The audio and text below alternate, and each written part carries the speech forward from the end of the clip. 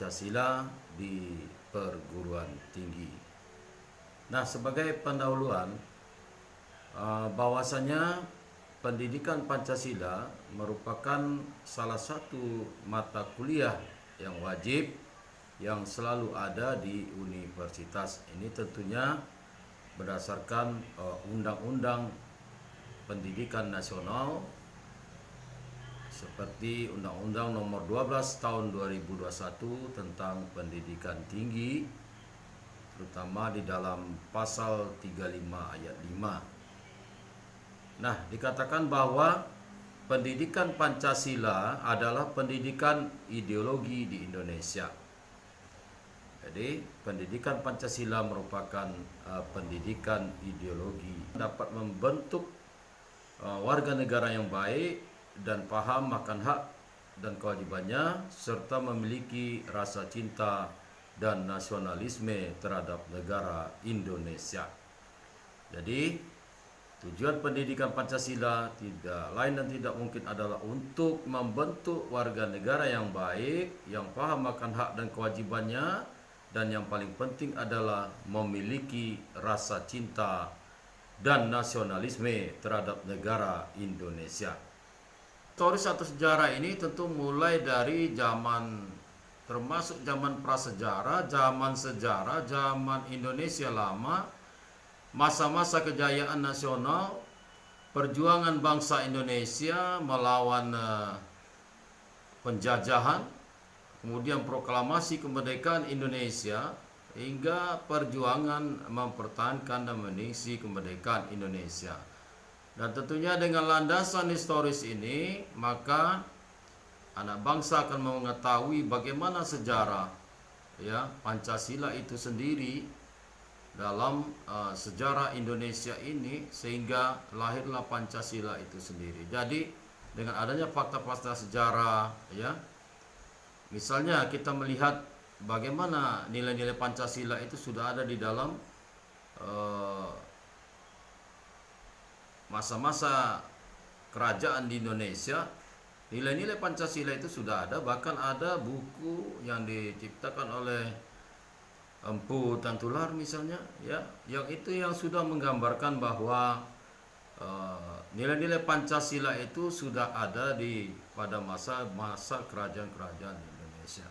Nah, itu menjadi landasan yang kuat dalam pelajari Pancasila ini. Kita melihat fakta-fakta yang ada di sejarah bahwa nilai-nilai Pancasila itu sebenarnya sudah ada, sehingga nilai-nilai inilah yang kita angkat, kita bangkitkan untuk memperkuat, meyakinkan bahwa Pancasila ini bukan tiba-tiba saja ada dan hadir dan menjadi pendidikan yang wajib diajarkan dalam perguruan tinggi ini, tapi memang sudah ada perjalanan sejarah, sudah ada nilai-nilai di dalam sejarah Indonesia yang berhubungan, yang relevan dan terpatri di dalam hati sanubari rakyat Indonesia tentang Pancasila sebagai yang hari ini sebagai dasar negara kita, ideologi negara kita. Yang kedua, tentu kita tidak bisa hanya mempelajari pendidikan Pancasila ini dengan berlandaskan kepada historis sejarah semata, tapi juga kita harus melihat dari sisi kultural, landasan kultural. Nah, landasan kultural ini yaitu pengembangan pendidikan Pancasila tentu harus didasarkan atas nilai-nilai yang telah diagungkan dan juga karena adanya disepakati dalam kehidupan nasional. Jadi ada nilai-nilai yang memang sudah diagungkan, nilai yang sudah diyakini, nilai-nilai yang bagus ini dan disepakati dalam kehidupan nasional. Nah, Pancasila merupakan salah satu pencerminan budaya bangsa, sehingga harus diwariskan ke generasi berikutnya, generasi penerus. Nah, secara kultural budaya tentunya unsur-unsur Pancasila itu terdapat pada adat istiadat dalam bahasa Indonesia, tulisan-tulisan, bahasa, slogan, kesenian, kepercayaan, agama, dan juga kebudayaan-kebudayaan yang ada di Indonesia secara umum. Nah, pendidikan Pancasila memelihara dan mengembangkan nilai-nilai Pancasila yang telah dan terus disepakati tersebut. Jadi, selain dari landasan historis berdasarkan sejarah, maka pendidikan Pancasila ini juga berlandaskan kepada landasan kultural yang sudah ada di dalam bangsa Indonesia. Apakah itu ada istiadat, tulisan, bahasa, slogan, kesenian, kepercayaan agama, dan kebudayaan. Nah, nilai-nilai ini ya yang dikembangkan memperkuat bahwa pendidikan Pancasila itu merupakan nilai-nilai yang sudah ada di dalam kultural bangsa Indonesia. Nah, selanjutnya tentu kita harus mengkaji juga secara yuridis, ya, samping sebagai landasan kultural, landasan historis, kita juga harus melihat Pancasila, mempelajari Pancasila berlandaskan kepada landasan yuridis. Nah, landasan yuridis tentu kita bicara tentang aturan, tentang hukum, perundang-undangan yang mendasari pelaksanaan pendidikan Pancasila, ya, yang secara yuridis konstitusional telah secara formal menjadi dasar negara sejak dituangkannya rumusan Pancasila dalam pembukaan Undang-Undang Dasar 1945. Ini tentu lebih kuat lagi mempelajari Pancasila karena ada landasan yuridisnya, yaitu kita lihat di dalam Undang-Undang Dasar, yaitu pembukaan Undang-Undang Dasar 45, terutama di alinea keempat, bahwa sila-sila Pancasila termuat di dalam pembukaan Undang-Undang Dasar 1945 yang menjadi landasan yang kuat, landasan hukum, landasan yuridis, landasan yang berdasarkan aturan peraturan perundang-undangan. Nah, maka secara hierarkis maka landasan yuridis dapat ditelusuri dari Undang-Undang Dasar 1945, TAP MPR, undang-undang, peraturan pemerintah, keputusan menteri, dirjen, dan sebagainya, sehingga Pancasila ini menjadi mata kuliah yang memang wajib dan harus ada di dalam setiap universitas atau perguruan tinggi sebagai mata kuliah wajib nasional, di samping pendidikan kewarganegaraan, agama, dan bahasa.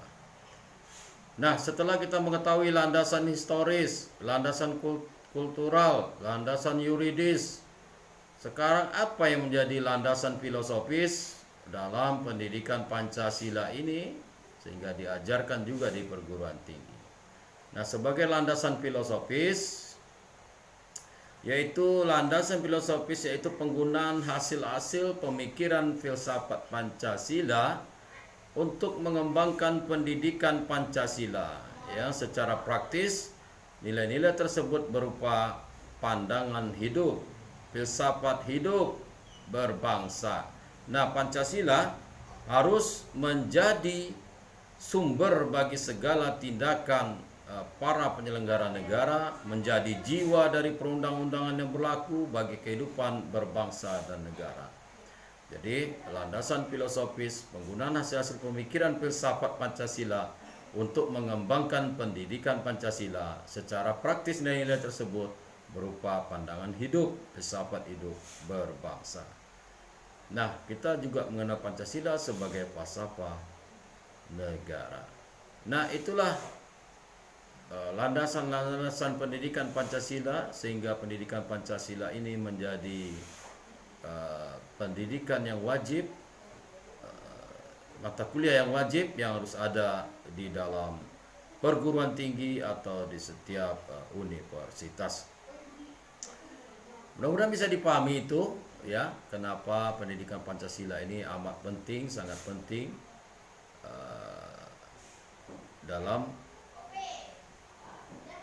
pendidikan di perguruan tinggi, yaitu mata kuliah wajib. Nah, kemudian tujuan dari pendidikan Pancasila ini, ya, itu banyak di dalam undang-undang, baik dalam sistem pendidikan nasional, baik dalam Undang-Undang Nomor 20 2003 ataupun dalam 12 tahun 2012. Nah, di antaranya adalah Perkenalkan, nama saya Paulina Gracia Harni dengan NPM 24103365. Kali ini saya akan menganalisis salah satu video yang berjudul Hakikat Pendidikan Kewarganegaraan dalam kaitannya dengan kedudukan pendidikan kewarganegaraan dalam sistem pendidikan nasional. Pertama, pendahuluan. Jadi, pendidikan merupakan sarana utama dalam membentuk kualitas sumber daya manusia satu bangsa. Dalam konteks Indonesia, pendidikan tidak hanya berorientasi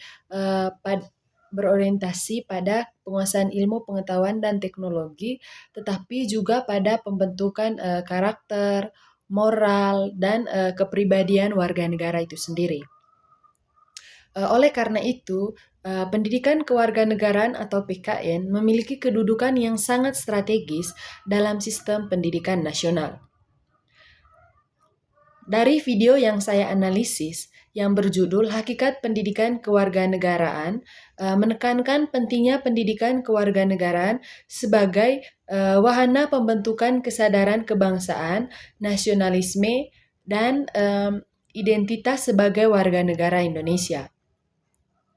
Meskipun dalam video tersebut tidak secara eksplisit membahas regulasi pendidikan nasional, namun nilai-nilai yang disampaikan memiliki relevansi yang kuat dengan tujuan sistem pendidikan nasional.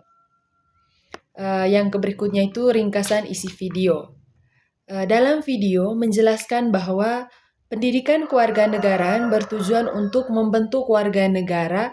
Yang pertama yaitu untuk membentuk warga negara yang memahami identitas bangsa Indonesia itu sendiri.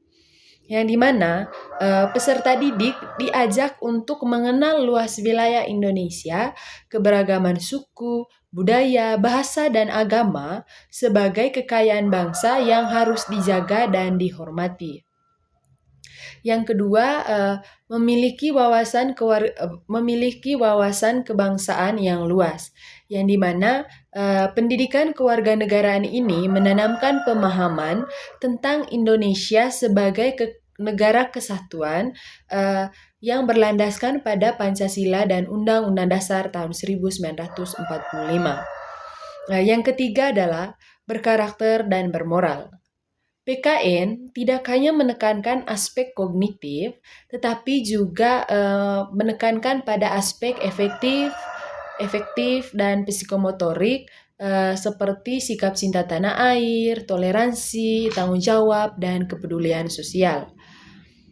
Yang berikutnya itu mampu berpikir kritis serta bertanggung jawab. Peserta didik didorong untuk tidak pasif, tetapi mampu menilai persoalan-persoalan sosial maupun politik dan kebangsaan secara rasional dan beretika. Dengan demikian, video juga menegaskan bahwa pendidikan kewarganegaraan merupakan proses pembentukan manusia seutuhnya, yang di mana bukan sekedar mata pelajaran atau sekedar hafalan saja. Yang ketiga adalah kedudukan pendidikan kewarganegaraan dalam sistem pendidikan nasional. Jadi, dalam sistem pendidikan nasional Indonesia, pendidikan kewarganegaraan itu memiliki kedudukan yang resmi, wajib, dan strategis. Hal ini sejalan dengan Undang-Undang Nomor 20 Tahun 2003 tentang Sistem Pendidikan Nasional, khususnya pada pasal 37 yang menyatakan bahwa pendidikan kewarganegaraan wajib diajarkan pada jenjang sekolah dasar, menengah, dan tinggi. Jadi, berdasarkan isi video dan kebijakan pendidikan nasional, kedudukan PKN dapat dianalisis sebagai berikut. Yang pertama itu pendidikan kewarganegaraan sebagai mata pelajaran wajib. PKN menjadi bagian dari kurikulum nasional karena berfungsi menanamkan nilai dasar kehidupan berbangsa dan bernegara. Dengan demikian, video juga menekankan bahwa tanpa pendidikan kewarganegaraan, generasi muda akan kehilangan arah dan identitasnya. atau kehilangan identitas nasionalnya. Yang berikut, pendidikan kewarganegaraan sebagai pilar pembentukan karakter bangsa. Jadi, sistem pendidikan nasional bertujuan untuk membentuk manusia Indonesia yang beriman, bertakwa, berakhlak mulia, dan bertanggung jawab. Jadi, dalam video menunjukkan bahwa nilai-nilai tersebut selaras dengan tujuan PKN itu sendiri, seperti nasionalisme, persatuan, dan moralitas publik. Yang ke-C, pendidikan kewarganegaraan sebagai sarana internalisasi nilai Pancasila. Di sini, PKN berfungsi sebagai media utama dalam menanamkan nilai-nilai Pancasila secara sistematis dan berkelanjutan. Dalam video menegaskan bahwa Pancasila bukan hanya simbol negara, tetapi juga mencakup nilai-nilai hidup yang harus diwujudkan dalam kehidupan sehari-hari. Jadi, masyarakat Indonesia harus hidup sesuai dengan isi Pancasila. Selanjutnya adalah fungsi pendidikan kewarganegaraan dalam sistem pendidikan nasional. Berdasarkan isi video dan kajiannya dengan pendidikan nasional, pendidikan kewarganegaraan memiliki beberapa fungsi utama. Yang pertama adalah fungsi edukatif, yang dimana memberikan pengetahuan tentang negara, konstitusi dan demokrasi, serta hak dan kewajiban warga negara itu sendiri. Yang kedua, fungsi sosial, yaitu bagaimana Pancasila itu sendiri membentuk peserta didik agar mampu hidup bermasyarakat secara harmonis dan dalam keberagaman. Jadi, fungsi sosial ini yang dimaksudkan bagaimana guru mengajarkan kepada siswa cara agar hidup dalam keberagaman, agar tidak terjadi konflik, namun untuk mendamaikan semua masyarakat yang ada dalam negara itu sendiri yang memiliki keyakinan dan banyak perbedaan lainnya. Yang ketiga adalah fungsi moral dan karakter, yaitu menanamkan sikap jujur, adil, disiplin, toleran, dan cinta tanah air. Yang dimana seorang guru menanamkan sikap yang baik kepada siswa-siswi, yang dimana melalui sikap yang jujur, adil sesama teman, disiplin baik dalam disiplin waktu maupun disiplin terhadap orang lain ataupun orang yang lebih tua dari mereka, terus toleransi, dan yang terakhir itu cinta tanah air, yang dimana misalnya itu guru mengajarkan kepada siswa salah satu contoh untuk mencintai tanah air yaitu dengan menggunakan bahasa Indonesia setiap hari, ataupun kita ketika keluar dari wilayah kita sendiri, kita menggunakan bahasa Indonesia yang baik dan benar, lalu kemudian itu menjaga kearifan lokal atau mengembangkan budaya-budaya yang sudah ada di dalam masyarakat itu sendiri. Yang keempat, fungsi politik demokratis, yang dimana mempersiapkan warga negara yang mampu berpartisipasi secara sadar dan bertanggung jawab dalam kehidupan demokrasi. Yang dimana juga guru bisa menyampaikan atau memberikan contoh kepada siswa bagaimana cara berdemokrasi yang baik di dalam kehidupan bernegara. Jadi, video yang dianalisis menyoroti fungsi-fungsi tersebut secara implisit melalui penekanan pada kesadaran kebangsaan dan identitas nasional. Yang berikutnya adalah analisis kritis terhadap video. Yang pertama itu kelebihan video, yang dimana dalam video materi disampaikan dengan bahasa sederhana, yang memang juga dari bahasa sederhana itu bisa dapat mudah dipahami. Yang kedua juga menekankan nilai-nilai dasar kebangsaan yang relevan dengan kehidupan peserta didik. Jadi dalam video tersebut memberikan contoh yang konkret yang sesuai dengan kehidupan peserta didik atau yang ada dalam kehidupan mereka sehari-hari. Yang berikutnya itu sangat cocok sebagai pengantar pemahaman hakikat pendidikan kewarganegaraan karena mencakupi berbagai hal yang dapat dijadikan pengantar untuk pemahaman hakikat pendidikan kewarganegaraan itu sendiri. Yang berikut adalah kekurangan video.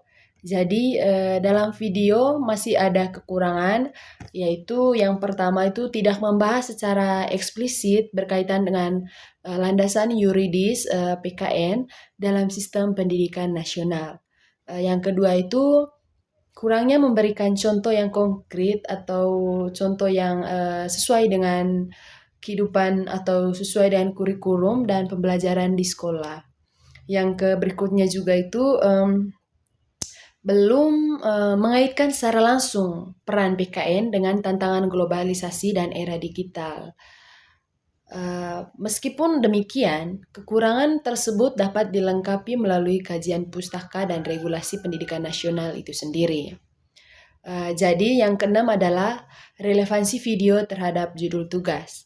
Jadi video ini sangat relevan dengan judul tugas karena menjelaskan hakikat dan tujuan PKN itu sendiri yang menjadi dasar kedudukannya dalam sistem pendidikan nasional, yaitu menguatkan pemahaman bahwa PKN merupakan instrumen strategis dalam membangun karakter bangsa, yang dimana seorang guru bisa menjelaskan cara atau membangun karakter yang baik untuk memajukan bangsa itu sendiri.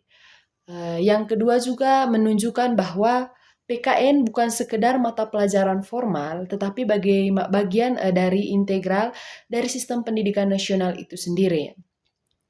Yang dimana guru menjelaskan bahwa PKN bukan hanya untuk memahami, tetapi juga perlu yang namanya tindakan untuk menindaklanjuti apa yang sudah dipelajari.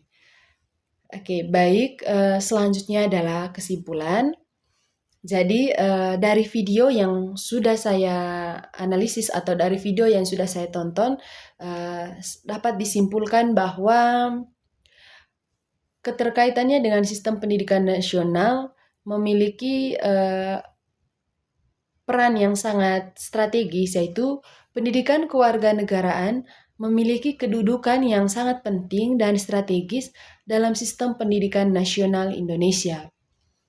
Yang kedua juga, PKN atau pendidikan kewarganegaraan ini berperan sebagai sarana utama dalam membentuk warga negara yang berkarakter, bermoral, dan berwawasan kebangsaan, yang dimana cara untuk mewujudkan warga negara yang berkarakter, bermoral, dan berwawasan kebangsaan yaitu melalui pembelajaran PKN atau kewarganegaraan itu sendiri. Jadi, guru menjelaskan bagaimana berkarakter yang baik, serta bermoral yang baik dan berwawasan kebangsaan. Yang ketiga itu dari video juga dapat memperkuat pemahaman bahwa PKN adalah fondasi pembentukan nasional dan kesadaran bernegara. Yaitu dari PKN itu sendiri, guru dapat menyampaikan bagaimana masyarakat atau peserta didik dapat menjadi masyarakat yang berkesadaran atau bernegara. Yang berikut, meskipun video belum membahas aspek yuridis secara mendalam, namun nilai-nilai yang disampaikan sejalan dengan tujuan pendidikan nasional sebagaimana yang diatur dalam Undang-Undang Sistem Pendidikan Nasional itu sendiri. Jadi, analisis ini sudah mencakupi berbagai aspek yang dimana sudah menjelaskan dari bagian atas sampai bawah atau dari bagian A sampai Z keterkaitan dengan video, dan sudah menjelaskan kekurangan dan kelebihan video yang sudah dianalisis. Baik, mungkin itu saja hasil analisis dari saya. Jika ada salah kata atau pengucapan, saya mohon maaf. Sekian dan terima kasih.